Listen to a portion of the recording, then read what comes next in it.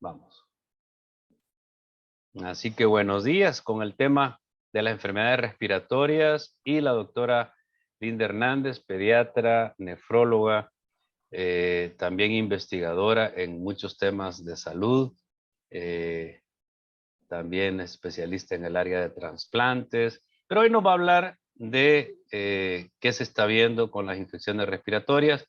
Yo le decía a la gente, mira, también en este tiempo tenemos tifoideas, tenemos dengue. Bueno, todas las plagas de Egipto juntas nos llegan. Así que vamos a ver qué información nos trae la doctora Linda y luego vemos nosotros qué hacer para cuidarnos. Doctora. Pues hola, buenos días. Como siempre, muchas gracias por la invitación, David. Y creo que lo que pensé inicialmente dije, voy a explicarle de qué se tratan las tres enfermedades, pero creo que no se trata de eso, sino más bien establecer las diferencias que hay entre ellas y cómo nosotros nos podemos proteger de estas tres enfermedades. Hablábamos en principio de tres cosas. Yo siempre escucho cuando veo un paciente con una enfermedad de vías aéreas superiores, siempre escucho, es que doctora, es un catarro normal. Esa es una frase que se me ha quedado pegada aquí en la mente. Entonces, lo que yo les digo siempre, catarros normales no existen, porque no es normal que estemos enfermos. Entonces, bajo ese principio y bajo esa premisa, tenemos que establecer nosotros cuál es la diferencia. Normalmente le hemos llamado catarro a lo que nos produce la infección producida por la influenza, o lo que los gringos llaman el flu, o los europeos llaman el flu. Entonces, a eso es a lo que nos hemos referido nosotros como catarro. Pero realmente, lo que nos producen tanto el COVID como el virus sincicial respiratorio o la influenza son infecciones de vías aéreas superiores que pueden convertirse en problemas de vías aéreas inferiores. ¿Qué nos hace la diferencia? La vía aérea superior, pues es todo lo que está boca, oído, nariz y garganta. Y las vías aéreas inferiores es todo lo que va después de la tráquea, los bronquios y el tejido respiratorio, o sea, el tejido pulmonar. De las tres cosas, hagan de cuenta que siempre la magnitud de la enfermedad en una enfermedad o en otra va a depender siempre de la carga viral, es decir, de cuánto virus nosotros hemos sido expuestos, uno, y va a depender también de el clima en el que estamos, del grado de hacinamiento que tenemos, de los cambios en el clima, la humedad ambiental es un factor muy importante. Y de los factores pues, de la persona en particular, que eso tiene que ver con cuáles son sus enfermedades concomitantes, es decir, que otras cosas más tiene cada persona que hace que sea más fácil o más difícil que nos enfermemos, de la calidad de la respuesta de nuestro sistema inmune, esa es otra condición. Y esto es lo que va a determinar la magnitud o la severidad de un proceso infeccioso.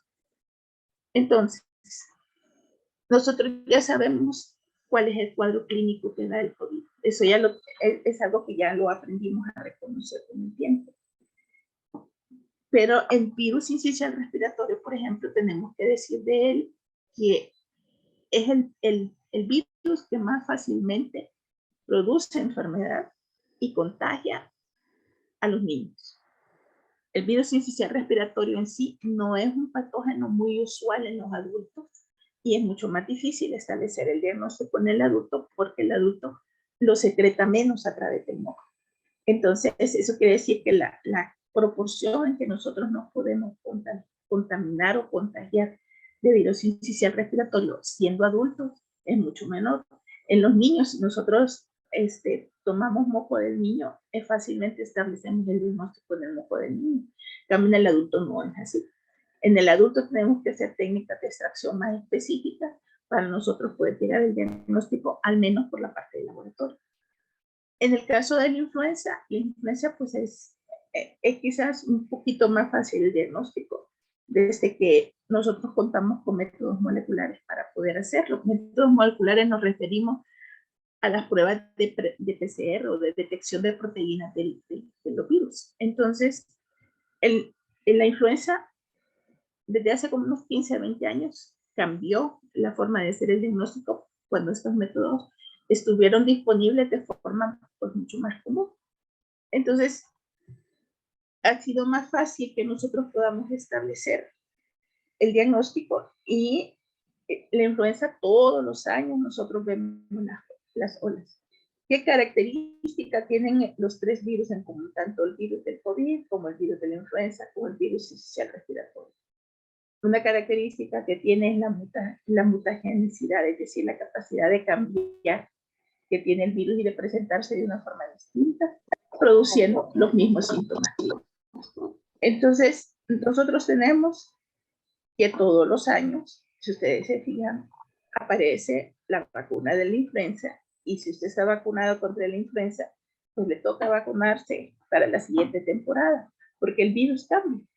Entonces, hay una capacidad interminable de mutación en los tres virus.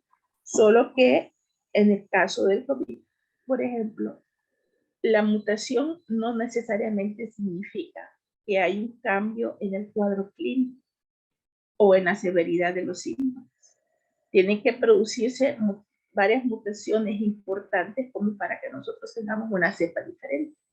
Entonces, las cepas que nosotros hemos visto del COVID son las que han marcado la ola 1, la ola 2, la ola 3, la ola 4. ¿Por qué? Porque el ser humano no tiene la formación de anticuerpos necesaria para poder evitar o la severidad de la enfermedad o el contagio por la enfermedad. Entonces, nosotros tuvimos la primera ola del COVID con la cepa original, que es la que se diagnosticó en Wuhan, y esta cepa fue conocida como alfa. Y paulatinamente fueron ocurriendo mutaciones hasta que se consolidó una nueva cepa que tenía mutaciones diferentes. Y así llegamos a la Delta, llegamos al Omicron, con la única característica ha sido que el Omicron sigue siendo la misma cepa, pero el serotipo, que son como las máscaras que se ponen los virus, son los que han cambiado. El serotipo que nosotros tuvimos en diciembre del 2021 no es el mismo que anda circulando ahora. El del 2021 prácticamente ya ha sido desplazado por la presencia de nuevos serotipos, pero sigue siendo la cepa Omicron. Entonces, la característica que tiene la variante Omicron del COVID, una característica bien importante es que tiene una mayor capacidad de transmisibilidad, es decir, que más fácilmente se transmite de un ser humano al otro. Entonces, esto condiciona que tenga, pues, si ya antes nosotros nos preocupábamos por la alfa, por la delta, con el Omicron los casos se multiplican muchas veces más. Entonces, por esa capacidad tan grande que tiene de transmisibilidad, que se parece mucho a la capacidad que tiene el virus sincicial respiratorio, particularmente en los niños. Los tres tipos de virus pueden producir procesos infecciosos a nivel pulmonar. Lo característico es que el COVID pueda producir neumonía, que inicialmente pues, no permite que nosotros nos enteremos que estamos desarrollando el cuadro neumónico. Normalmente cuando nosotros teníamos neumonía en el pasado, nosotros lo diagnosticábamos porque había disminución en la oxigenación en la sangre, había fatiga, había falta de aire en el paciente y una tos. En el COVID se juntan la tos, pero no necesariamente puede haber la baja de oxígeno a nivel de la sangre. Inicialmente yo he visto neumonías que jamás desaturaron y tuvieron neumonías. O sea, era un cuadro clínico completo de neumonía que fue evidenciado por tomografía, pero el paciente nunca le bajó la saturación. Y esa es la característica principal que tiene el COVID. Tanto el virus sincicial respiratorio como la influenza producen dos cosas. Produce, en el caso del virus sincicial respiratorio, un cuadro clínico que puede llegar a ser muy parecido a una crisis asmática, porque produce mucha broncoconstricción. Entonces eso va a condicionar que se den las manifestaciones. Va a haber siempre tos, va a haber siempre moco, puede haber fiebre, pero la característica es que se siente el pecho como que si fuera el pecho de un gato. Y se pueden escuchar pues, los silbidos al momento de la respiración. Y esto es mucho más evidente en los niños más pequeños. Los adultos pueden presentar este cuadro también, pero se complica menos que los niños. Y en el caso de la influenza es una mezcla tanto del COVID como del virus sincicial respiratorio, pero generalmente la influenza nosotros también podemos ver sintomatologías en otros sistemas, generalmente diarrea.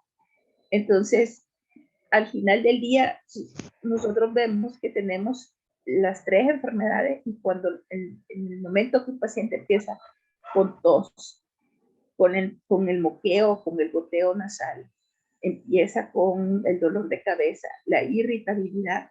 Créanme que las primeras 72 horas es muy difícil establecer el diagnóstico hasta que nosotros podamos tener evidencia a nivel de laboratorio.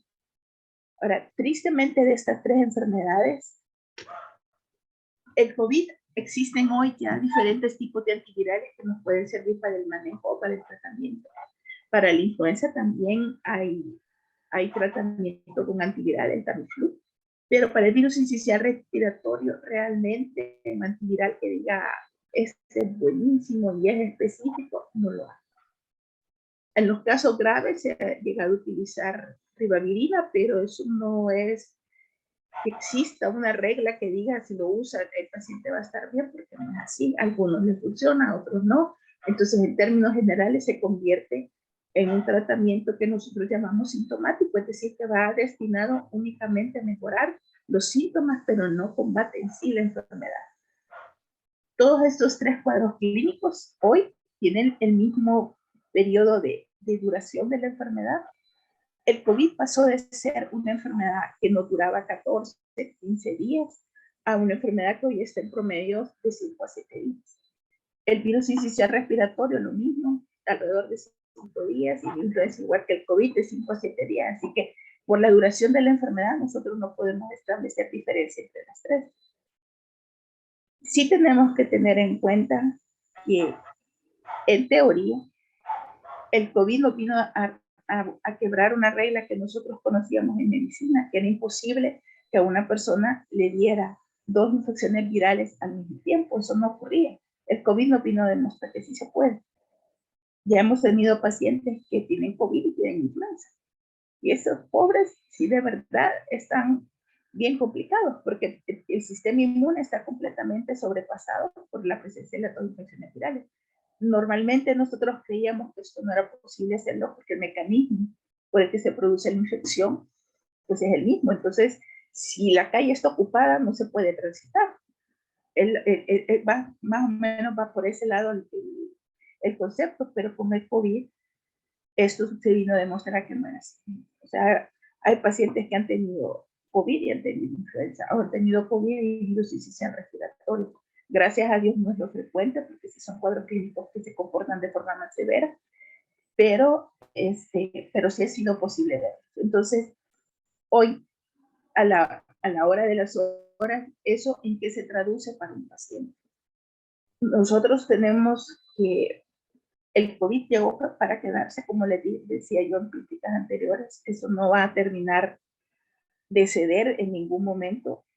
Sí, el cuadro clínico ha sido cambiante, es decir, que los cuadros de neumonía grave que veíamos al principio, los cuadros inflamatorios severos que veíamos al principio, gracias a Dios hoy no es lo común. Eso es más bien lo raro.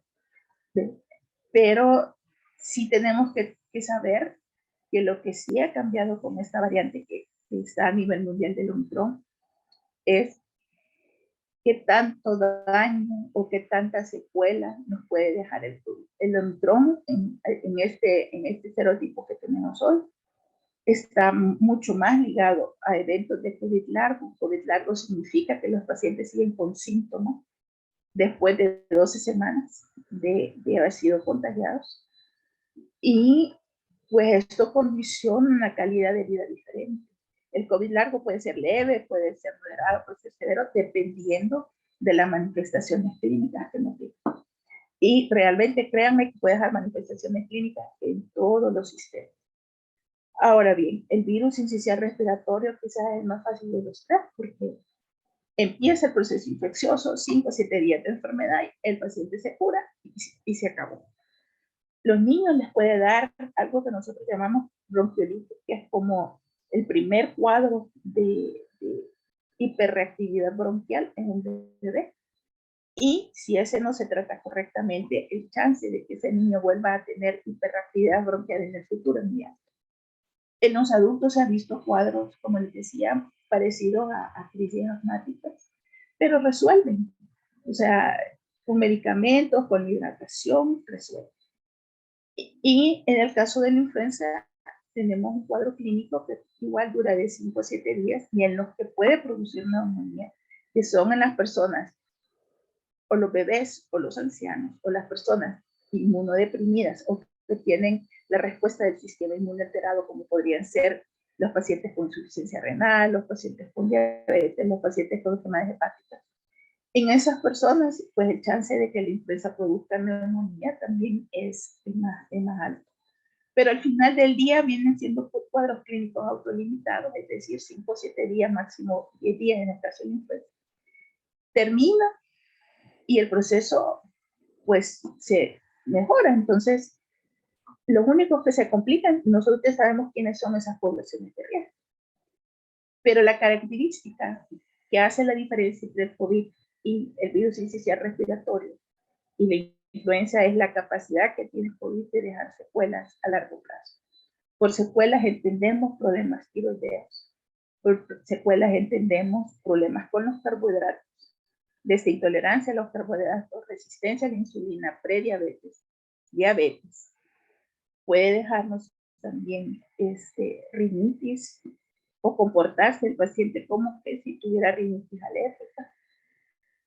Pueden presentar problemas neurológicos, pueden presentar problemas a nivel cardiovascular, arritmias, tendencia a la coagulación, trombosis, que es cuando se obstruye una arteria o una vena a nivel cardiovascular, vértigo. Entonces, si se fijan, la magnitud de la sintomatología que puede dejar el COVID, pues es mucho más larga. Responsable de pérdida del cabello, y la pérdida puede ser extrema. Extrema quiere decir perder un tercio del cabello que una persona normalmente tiene. He visto casos severos de calvicie en mujeres, que es donde es más evidente. Los hombres, como están predispuestos por la capacidad hormonal del hombre a presentar calvicie, si ustedes fijan, es más frecuente la calvicie en los hombres que en las mujeres. No se podía ver tan fácilmente este fenómeno, pero en las mujeres sí, porque a la mujer no le cuesta un poquito más ser calva. Pero si tiene COVID es mucho más fácil que pierda una buena parte de su cabello debido al estrés que genera en el sistema el virus del COVID. Entonces, al final del día, el punto aquí es que nosotros no podemos establecer solamente en base a síntomas cuál es la diferencia entre el COVID, el virus sincicial respiratorio y la influenza, porque se comportan de la misma manera. Quizás la única cosa que podríamos decir, pero que no nos sirve mucho a la hora de hacer diagnóstico, pero sí nos puede orientar, es que los cuadros de COVID que hay hoy cuentan con un exquisito dolor de garganta. Es quizás algo bastante común el ver esos cuadros en donde lo característico es un dolor de garganta que no se quita. Cuesta mucho mejorarlo, al menos los primeros 2 a 3 días. Y esto no se ve con tanta frecuencia en la infección por los otros 2 virus. En el virus sincicial respiratorio no existe, y en influenza, que es otra que sí puede dar dolor de garganta, se presenta el cuadro, pero el dolor de garganta no es tan severo, vamos a llamarlo de esa forma. Pero fuera de eso, el cuadro clínico al principio es exactamente el igual. Hay congestión nasal, hay dolor de cabeza, hay goteo retronasal, hay dolor de garganta, hay tos. La tos puede ser seca o puede ser húmeda, pero el que sea seca o que sea húmeda no nos va a hacer a nosotros diferencia para poder decir, esto es COVID, o esto es influenza, o esto es virus sincicial respiratorio. Entonces, aquí, por eso les digo yo a los pacientes, o sea, catarro normal no existe. Si usted tiene catarro, pues, la otra característica que yo he encontrado que nos hace sospechar que un cuadro de infección de vías aéreas superiores puede ser más.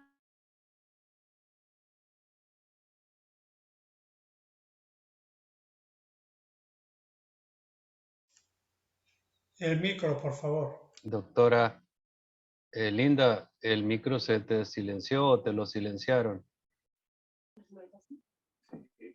¿Y ahora? Ya, listo. Ajá, perdón. Entonces, les decía que ¿qué es lo que nos hace a nosotros la diferencia? La diferencia viene dada cuando nosotros establecemos el diagnóstico a nivel de laboratorio. Pero por el cuadro clínico es bien complicado decir esto es COVID, esto es una infección bacteriana, esto es virus sincicial respiratorio o esto es influenza. O sea, no hay forma que nosotros podamos solo con ver al paciente decir esto es tal cosa, no se puede. Por eso es importante el poder establecer el diagnóstico. Hoy, cada vez como todos ya estamos cansados de hablar del COVID y de vivir con el COVID y de estar con el COVID, lo que resulta es que los pacientes empiezan con el proceso de infección de vías aéreas y se automedican. Y cuando pasan 3, 4, 5 días en donde no hay mejoría, entonces buscan consulta. Y aquí el punto es establecer, como les digo, el diagnóstico. ¿Por qué? Porque saber si es COVID nos permite a nosotros establecer el riesgo que puede tener una persona de tener problemas dentro de 2, 3, 4, 5 meses debido a COVID. Por eso es importante saberlo. Porque como les digo, gracias a Dios, desde que apareció la variante Omicron en el mundo, los cuadros clínicos se hicieron menos aparatosos, se hicieron con menos chance de terminar en el hospital. Entonces se parecía más en este sentido a lo que nosotros ya conocíamos de enfermedades virales, a lo que podía ser el virus sincicial respiratorio o a lo que podía ser la influenza. Entonces, el problema viene siendo pues establecer el diagnóstico, porque justamente creo que es algo que hay que decirle al paciente, es si usted tiene COVID y usted es obeso o tiene factores de riesgo para diabetes, pues vigílese el azúcar en los próximos 6 meses, 6 a 12 meses. ¿Por qué? Porque no sabemos si ese evento de COVID a usted le dejó un daño a nivel pancreático. Y este daño tristemente no es evidente al principio, es muy raro que nosotros lo veamos al principio. He tenido pacientes, por ejemplo, que eran hipertensos, pero de esos hipertensos que no se controlan, comen de todo, se toman la medicina cuando se acuerdan, les dio COVID y la hipertensión arterial se descontroló y tuvo necesidad de utilizar muchos más medicamentos y con repercusiones pues más severas a nivel visual, a nivel del corazón o a nivel de la función. Entonces, por eso creo yo que es importante establecer el diagnóstico y no quedarnos solo con que tenemos síntomas catarrales, ¿sí? Porque las implicaciones a largo plazo que tiene el COVID cambian con diferencia a las otras enfermedades. Doctora. Entonces, la manera de evitarlas pues viene siendo la misma. Si nosotros utilizamos mascarilla y nos lavamos nuestras manos, pues vamos a evitar la mayoría de veces el contagio. En el caso del Omicron, como les decía, la transmisibilidad es pues mucho mayor de todas las cepas que ha habido de COVID. El Omicron tiene una capacidad de transmisión elevada, pero también depende mucho de si el paciente está tosiendo. O sea, es mucho más fácil que un paciente que tose transmita la enfermedad a uno que no tose. Entonces, eso también ayuda mucho al momento de definir el aislamiento. O sea, si ustedes se fijan, nunca nos habían dicho nosotros con esa forma tan estricta de decir usted se va a aislar y evite el contacto con otro ser humano, como ha sido con el COVID. O sea, cuando alguien tiene influenza, nos dicen alejate, ¿vea? Pero no ha sido una ruptura completa del contacto. Con el virus sincicial respiratorio, lo mismo, pero con el COVID sí procuramos el aislamiento. Lo único que ocurre es que hoy ya nadie se quiere aislar, hoy ya nadie quiere dejar de perder el contacto. Entonces, en ese sentido, ha cambiado. ¿Qué otra cosa ha hecho que cambiemos nosotros la forma de respuesta al COVID? Ha sido la vacunación. Al final tenemos que entender que todos hemos sido conejitos de indias con la vacuna. Ha sido un proceso en el que la prueba de la vacuna se hizo en el mismo tiempo que se estaban aplicando las vacunas en las poblaciones. Pero sí les puedo decir, cuando no estábamos vacunados, los cuadros de COVID eran terribles. Hoy que la población está, digamos que el 60% de nosotros está vacunado con 2 dosis, más los que nos ha dado, entonces establece un poco de inmunidad o de memoria inmunológica. Los cuadros clínicos cambiaron. O sea, ya no son esos cuadros clínicos aparatosos en donde el proceso inflamatorio era desproporcionado. De las 3, quien se puede parecer mucho más al COVID es la influenza. Y si lo vamos a ver así por magnitud de que tanto alguien se puede complicar, el cuadro clínico más sencillo pues es el del virus sincicial respiratorio, después el de la influenza y después el del COVID. Entonces, ¿cuál creo yo que debería ser el mensaje acá con nosotros? Influenza todos los años vamos a tener. Eso no cambia. Todos los inviernos en el norte y en el sur hay cuadros de influenza y hay brote de casos de influenza. Porque viene condicionada por los factores ambientales. Es decir, cada vez que cambia la humedad, que el movimiento de lo frío se establece, la mucosa se reseca, entonces más fácilmente aparecen las enfermedades virales y se van a transmitir. Y si hay hacinamiento, pues con mucha más razón, porque es más fácil que se propague de un ser humano al otro. Pero los cuadros de COVID han probado ser constantes en todos los climas. O sea, no dependen solamente del frío. Nosotros lo hemos visto en calor y en lo frío, con lluvia y sin lluvia. El virus sincicial respiratorio y la influenza son más estacionales. Estacionales significa que siguen más las estaciones, donde nosotros tenemos esos cambios que les acabo de decir a nivel climático, en donde más fácilmente o más propensos estamos a presentar la infección por virus sincicial respiratorio o por el virus de la influenza. El virus de la influenza tiene capacidad de mutación también, pero es menos frecuente.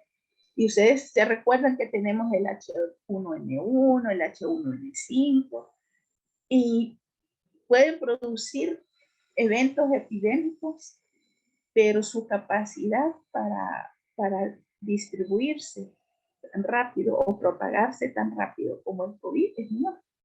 Entonces, la influenza tiene capacidad de mutación, sí, pero es diferente a la capacidad que tiene el COVID y es muy diferente a la capacidad que tiene el virus sincicial respiratorio. Los 3 virus mutan y cambian año con año, o al menos esa ha sido la lección hasta ahora.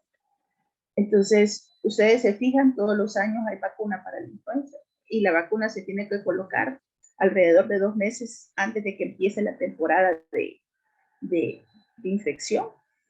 En el caso de nosotros en los países tropicales, eso es cuando va a empezar la temporada de lluvias. Entonces, normalmente nosotros tenemos que estar vacunando allá por abril, antes de que empiece la época lluviosa, que es de mayo a noviembre.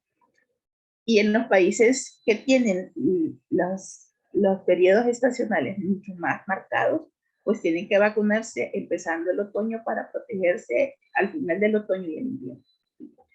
Entonces, y eso significa que todos los años hay vacuna.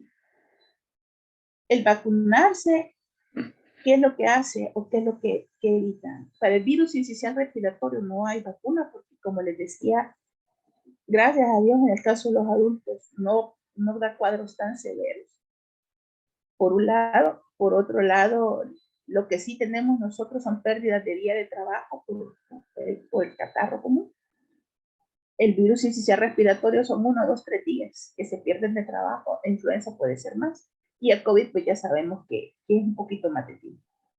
Entonces, fuera de eso, nosotros no vemos que sea tan fácil el poder establecer vacunas contra el virus sincicial respiratorio, porque su capacidad de mutación es muy grande. Y no hay forma de ir con la vacuna al mismo paso que va el virus. Entonces, ahí prácticamente lo que se ha sido para la prevención es más bien evitar los contagios, y la persona enferma pues que se quede en su casa para que no contagie a los demás. En el caso de la influenza tenemos nosotros 2 herramientas, que es la vacunación, que como les explicaba tiene que ocurrir antes del inicio de la temporada, y tenemos el antiviral, que todos lo conocemos, el Tamiflu.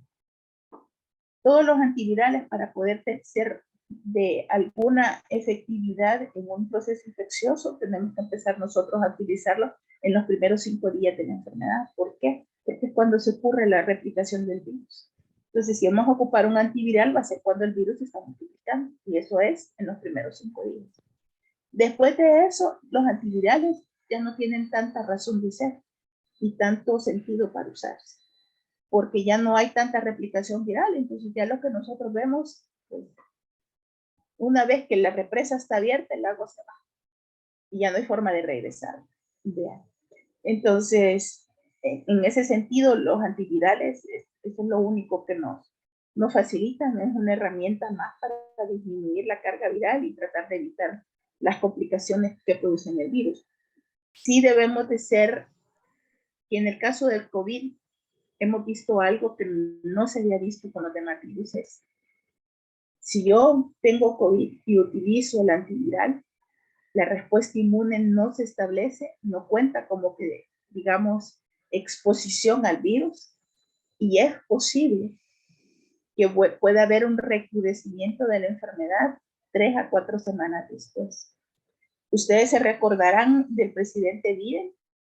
El presidente Biden tuvo COVID, le dieron a él Regeneron, que es lo que utilizan en Estados Unidos, y le dieron Paxlovid. Y 21 días más tarde estaba nuevamente con síntomas de COVID y con cuadro clínico de COVID. Y nosotros teníamos el punto de que si a alguien le ha dado COVID, antes de 3 meses esa persona no podía volver a presentar un cuadro clínico de COVID. Bueno, con el Omicron eso también ya no es regla. O sea, si algo nos ha venido a enseñar el COVID es que lo que creemos hoy que es verdad, mañana puede ser mentira. Entonces, el presidente Biden quizás es el paciente con el que más claramente se ha visto este efecto, que es un efecto de rebote. Es decir, usted utilizó el antiviral, su respuesta inmune, como utilizó el antiviral y le fue bien con el antiviral, no hubo tanta exposición a la respuesta inmune, pero queda expuesto nuevamente. Y entonces usted confiado en que conclusión, ya no o sea, en conclusión, para el costo que son estos antivirales, realmente no son útiles en muchos pacientes. No, yo creo que el antiviral... El molnupiravir, mira, lo han estado dando aquí, dando. Tengo una paciente que edad fértil, la cual nos consultó antes, le dijimos, no te lo tomes. Vamos a ver tus parámetros, vamos a ver otros factores, pero estoy leyendo África, por ejemplo, bueno, porque estamos hablando casi de lo mismo. O sea, mira, ¿qué pasó en África? ¿Cuál era el temor al principio? Uy, cuando llegue a África esto va a ser terrible. ¿Por qué? Por el sistema de salud. Que entender, y pero no pasó. aquí hay algo más. No pasó. Pero no pasó, te voy a decir por qué. Porque si hay una diferencia racial en cuanto al sistema inmune. O sea, pero a los morenos en Norteamérica, ¿cuál raza? Los morenos en Norteamérica murieron igual. Creo que más es, fíjate, hay un factor de temor y de marketing. Si te fijas, es que en África murió gente, estuvieron necesitando oxígeno. Ni siquiera pudieron llegar a hospitales porque no hay pero hospitales. te voy a decir una cosa, no podemos comparar África, a los negritos africanos, a los negritos gringos, no los podemos echar en la misma botella. Te voy a ¿Por el explicar. sistema inmune? ¿O por por un qué? lado, y por sus condiciones. Claro, pero En al África final, difícilmente vas a ver hacinamiento como lo ven en Estados Unidos. en algunas regiones. O si vas a Somalia, No, o sea, no. algunas capitales son No, hacinadísimas. o sea, ahí si tú te das cuenta es mucho más fácil Kenia, en África. sí. Sí, pero es mucho más fácil en África que tú tengas poblaciones distribuidas en un espacio mucho más grande, Sí. por un lado. Por otro lado, el efecto del cambio del ambiente sobre el fenotipo del sistema inmune, o sea, sigue siendo. Los negritos, igual en Estados Unidos o igual en África, los negritos siguen teniendo un sistema inmune que los predispone a tener una respuesta desproporcionada. Eso es característico y eso lo vemos con nuestras plantas. O sea, ponerle un riñón a un negrito, más chance que lo pierda que si le pones un trasplante a un blanquito. Asiático. No, a un blanquito. O sea, si nosotros vemos por raza cómo se comportan, los blanquitos son los que tienen más chance de que el riñón les sobreviva. Después van los asiáticos, después los latinos y por último los pobres negritos. Ahora bien, y esto se manifiesta igualmente en África. ¿Qué sí creo yo que hace la diferencia entre África y... Permite, voy a parar de grabar.